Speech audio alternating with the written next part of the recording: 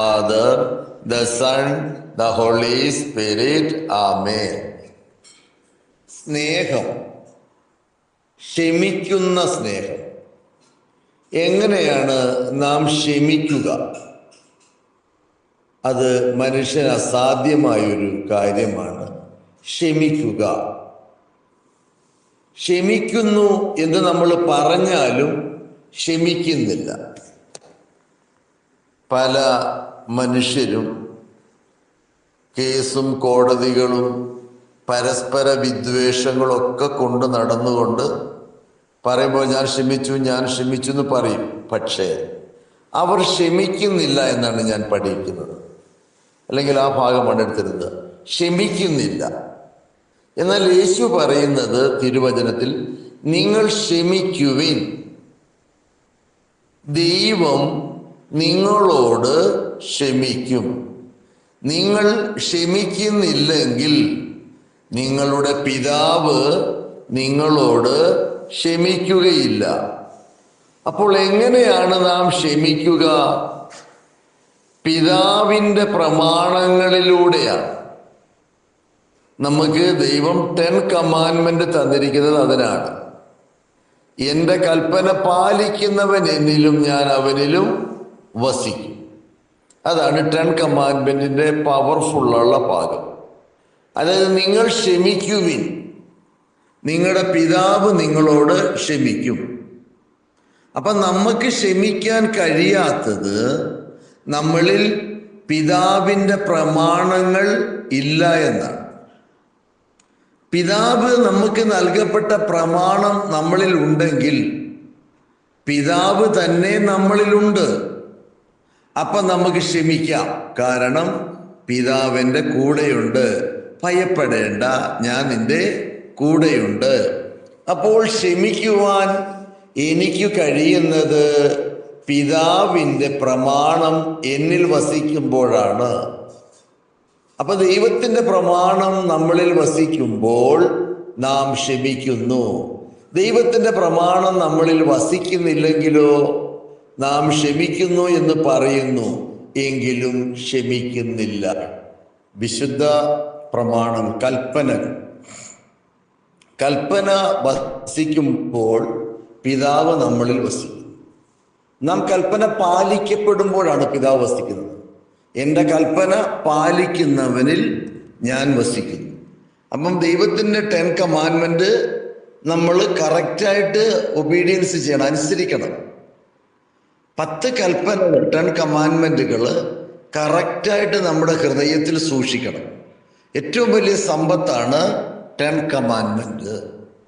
10 commandment നമ്മൾ ഹൃദയത്തിൽ സൂക്ഷിച്ചാൽ ദൈവം നമ്മളിൽ വസിക്കുന്നു. 10 കമാൻഡ്മെന്റ് നമ്മൾ സൂക്ഷിക്കുന്നില്ലെങ്കിലോ ദൈവം നമ്മളിൽ വസിക്കുന്നില്ല. അപ്പം നമുക്ക് എന്തുണ്ടാകുന്നു? വിധിക്കൽ, സ്വാർത്ഥത, നുണ, പാപം, ഇങ്ങനെ നമ്മുടെ മനസ്സ് അസ്വസ്ഥത കൊണ്ട് നിറയും. എന്നാൽ ഹോളി സ്പിരിറ്റ് നമ്മളിൽ വസിക്കുകയാണെങ്കിൽ നാം അസ്വസ്ഥരാകുകയില്ല. അസ്വസ്ഥത കൊണ്ടാണ് നമുക്ക് ക്ഷമിക്കാൻ മേലാത്തത്. അസ്വസ്ഥത ഉണ്ടാകാതിരിക്കാൻ യേശു പറഞ്ഞ വഴി ഇതാണ്: നിങ്ങൾ അസ്വസ്ഥരാകാതെ ഉണർന്നിരുന്ന് പ്രാർത്ഥിക്കണം. നിങ്ങളെ പാപം കീഴടക്കാതിരിക്കാൻ നിങ്ങൾ പ്രാർത്ഥിക്കണം. നിങ്ങൾ ബലഹീനരാകാതിരിക്കാൻ നിങ്ങൾ പ്രാർത്ഥിക്കണം. അപ്പോൾ പിതാവ് നിങ്ങളുടെ കൂടെ ഉണ്ടെങ്കിൽ നിങ്ങൾക്ക് എന്തും ക്ഷമിക്കാം, ഒരു പ്രോബ്ലമില്ല. കാരണം വിശുദ്ധ വചനം യേശുക്രിസ്തു നൽകുന്നത്, ഭയപ്പെടരുത്, ഞാൻ നിന്റെ കൂടെയുണ്ട്.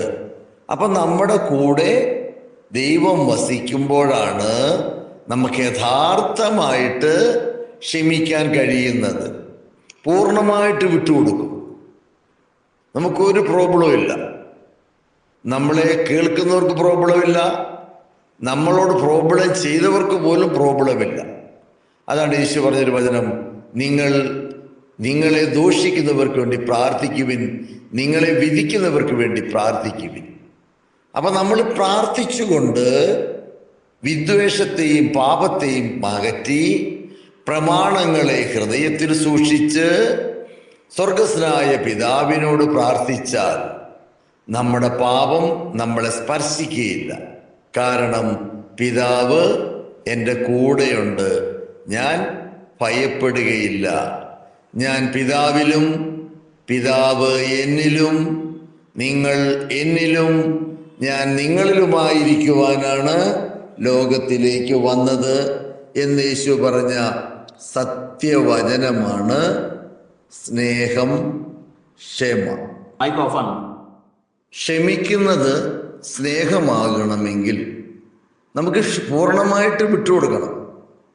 ക്ഷമിക്കുന്നത് സ്നേഹമാകണമെങ്കിൽ സ്നേഹം തന്നെ ക്ഷമിക്കണം.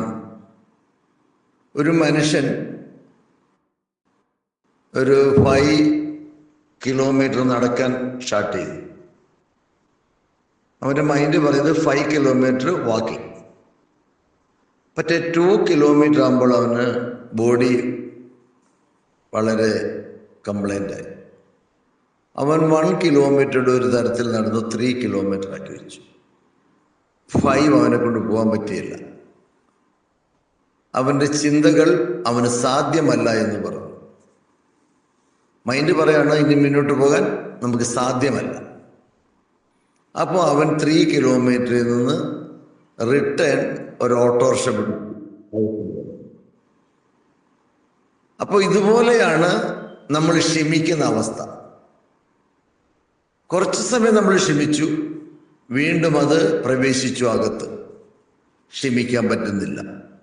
റിട്ടേൺ ചെയ്ത് നാം വീണ്ടും ആ ക്ഷമിക്കാൻ കഴിയാത്ത സ്ഥലത്ത് തന്നെ വന്ന് സ്റ്റോപ്പ് ചെയ്യും.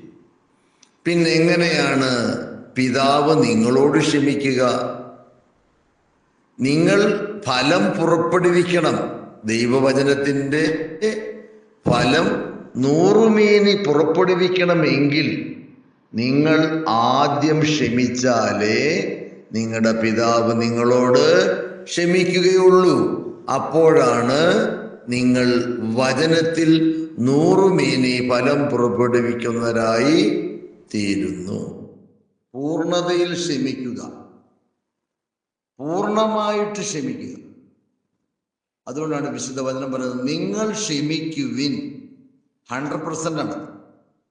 നിങ്ങളോട് ക്ഷമിക്കും. നിങ്ങൾ ക്ഷമിക്കുന്നില്ലെങ്കിൽ നിങ്ങളുടെ സ്വർഗസ്ഥനായ പിതാവ് നിങ്ങളോട് ക്ഷമിക്കുകയില്ല. പിതാവ് ക്ഷമിക്കുന്നില്ലെങ്കിൽ മനുഷ്യൻ എങ്ങനെയാണ് പരസ്പരം ക്ഷമിക്കുക? അപ്പം ദൈവം ക്ഷമിക്കാൻ നാം പൂർണ്ണമായിട്ടും ക്ഷമിക്കണം. ക്ഷമിക്കുവിൻ, ദൈവം നിങ്ങളോട് ക്ഷമിക്കട്ടെ. ആയതിനാൽ എൻ്റെ കുഞ്ഞുങ്ങളെ, നിങ്ങൾ ഇനി ഒരിക്കലും നിങ്ങൾ ആരോടും ക്ഷമിക്കുവാൻ ബാക്കി വെക്കരുത്. നിങ്ങളുടെ പിതാവ് നിങ്ങളിൽ പ്രവേശിക്കുക സാധ്യമല്ല. പരിശുദ്ധാത്മാവിനെ അയച്ചാൽ വന്ന് പ്രവേശിക്കുകയുമില്ല. വചനം നിങ്ങളിൽ 100 മേനി ഫലം പുറപ്പെടുവിക്കുകയില്ല. ആയതിനാൽ നിങ്ങൾ വിട്ടുകൊടുക്കുവിൻ, ചെറുതാകുവിൻ, സ്വയം സമർപ്പിക്കുവിൻ. അങ്ങനെ നിങ്ങൾ യേശുവിൻ്റെ ശിഷ്യന്മാരെന്ന് ലോകം അറിയട്ടെ. പ്രൈസ്